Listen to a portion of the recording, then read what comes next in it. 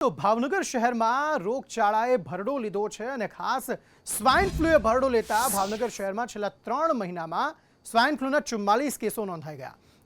જાન્યુઆરીમાં 2 કેસ નોંધાયા, જ્યારે ફેબ્રુઆરીમાં 10 કેસ નોંધાયા, પણ માર્ચમાં 32 જેટલા કેસ નોંધાયા છે। જોકે છેલ્લા ઘણા સમયમાં શહેરના આર્થિક પછાત, મધ્યમ વર્ગ અને સુખી સંપન્ન વિસ્તારમાં પણ અનેક લોકોને સ્વાઇન ફ્લૂએ ભરડામાં લીધા છે।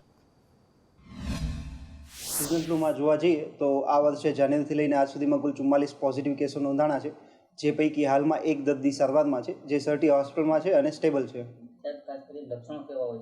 આ રોગના લક્ષણો જોવા જઈએ તો સામાન્ય શરદી, ઉધરસ, ઊંચો તાવ, ગળામાં દુખાવો અને જો વધારે તબિયત બગડે તો છાતીમાં દુખાવો, શ્વાસ લેવામાં તકલીફ વગેરે થઈ શકે છે।